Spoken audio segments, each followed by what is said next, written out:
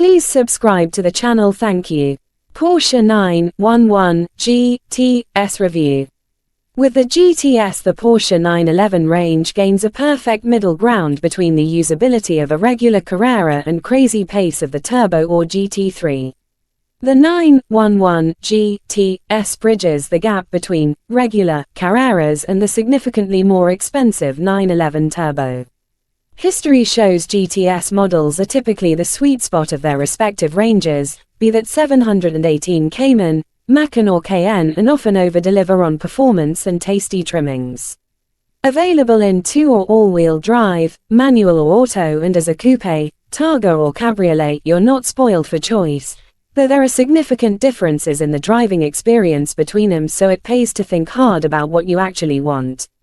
Common to all is spectacular performance, great looks, huge desirability, and an arch blend of tech and tradition. With token rear seats, it's even half practical for a car of this nature. Running costs for a Porsche 911 GTS. It's usefully cheaper than the big league turbo models. While giving little away in terms of performance you can actually use on the road. Value for money is an abstract notion, given entry to the GTS lineup is well over £100,000. That's before you even touch the options list, and if you escape the dealership without adding another few thousand to the price, the salesperson wasn't doing their job properly. In relative terms, though, the GTS is actually pretty good value. The performance is the equal of exotica like the Aston Martin Vantage, Audi R8 and Mercedes-AMG GT, and none of those rivals has the range of options in body style, transmission or trimming to compete. Porsche is also very smart at managing supply and demand of its models, already strong resale values bolstered further by the ongoing desirability of the GTS name. Running costs in terms of fuel, insurance and consumables like brakes and tires are obviously going to be burly. But if you've got the necessary liquidity, a Porsche 911 has always been a relatively sensible way to indulge yourself. Reliability of a Porsche 911 GTS. Over the years, 911s haven't been immune from expensive problems. Like many premium marques, Porsche doesn't have a spectacular record on the big reliability surveys, though it's worth pointing out the expensive nature of repairs when they are required can skew these rankings. Over the years, 911s haven't been immune from expensive problems either, though you should be protected as the original owner under the standard 3-year warranty. This can be extended at extra cost, and experience shows this would be a wise investment, both to protect yourself and the ongoing value in the car, given future buyers will be looking for it. Safety for a Porsche 911 GTS. Like all 911s, the GTS includes a specific, wet, mode that configures the car for slippery roads to maximize grip and traction. If you're concerned at the idea of driving a 480 horsepower Porsche in the rain, fear not. Like all 911s, the GTS includes a specific, wet, mode that configures the car for slippery roads to maximize grip and traction. It'll even prompt you if you put the wipers on but don't select the mode yourself. The GTS also gets bigger brakes from the Turbo, for additional reassurance. For total confidence and all-year use, the all-wheel drive versions go a stage further and can deploy that mighty performance safely in all weathers. In terms of assistance features, you get the usual airbags, automated emergency braking, stability control, parking sensors, and even an ISOFIX mount on the passenger seat. Inevitably, Porsche charges extra for a lot of the other stuff you might expect, including lane keeping assistance, active cruise control, parking cameras and more. How comfortable is the Porsche 911 GTS? Driven back-to-back with a standard Carrera S, the GTS suspension is hard to the point of brutal. Any doubts the latest 911 is still a proper sports car disappear as you turn to sit down and keep falling through space until your backside finally lands on the seat. This super low position has been a Porsche signature for generations now, but, even compared with even an R8 or Aston Martin Vantage, it feels properly slammed. Once settled, the driving position is absolutely perfect, though, your legs stretching out in front of you and the car wrapping tightly around you despite this generation being so much bigger than older 911s.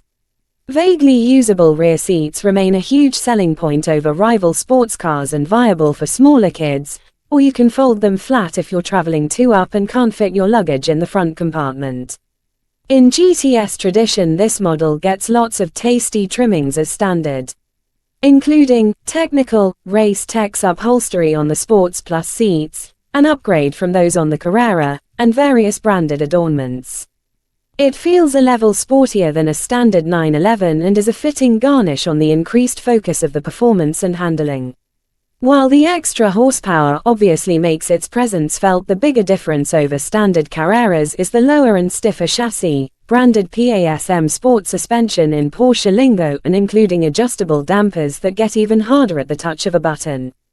Driven back-to-back with a standard Carrera S, the GTS suspension is hard to the point of brutal, and possibly counterproductive given it makes the car feel more nervous over rapid-fire bumps.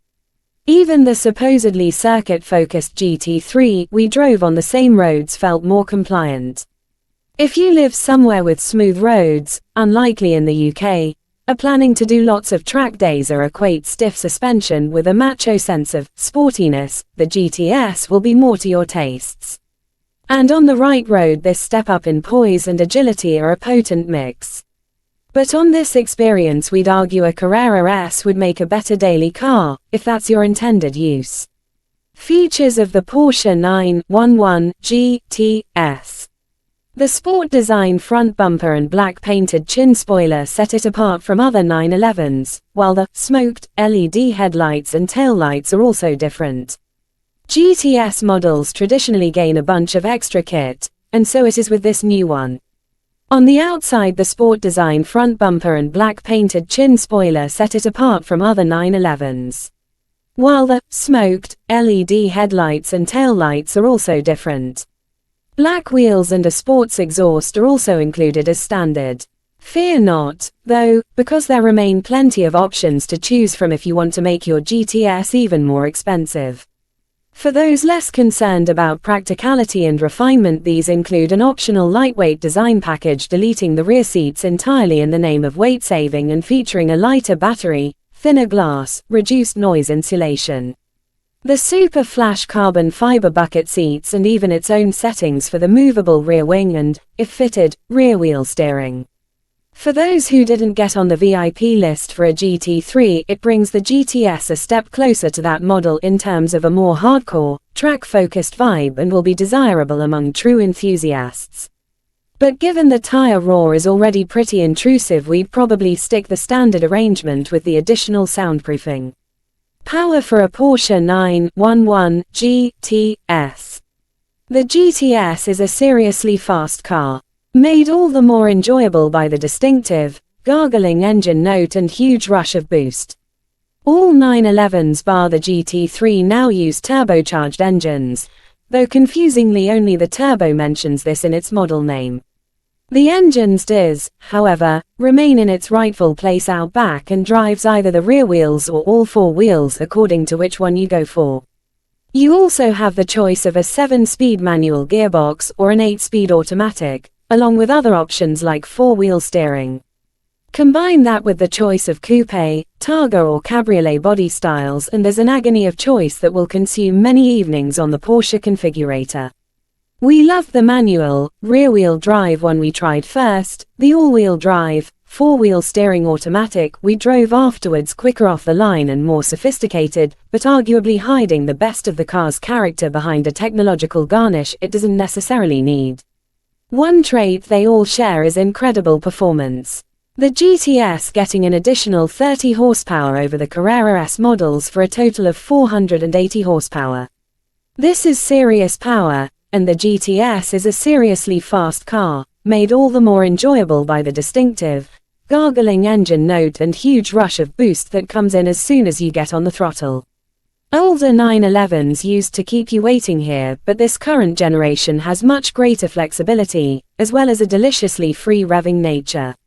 A Taycan's silent electric power delivery is very impressive. But the GTS is a reminder of just how charismatic a good internal combustion engine can be. Especially if you combine it with the manual gearbox, which just makes the whole process of driving the 911 so much more fun. The automatic branded PDK is super slick and perhaps better if you drive into the city every day. But, for us, it's almost too slick and, given the GTS is pitched at enthusiasts, we'd prefer the extra involvement of shifting the gears ourselves.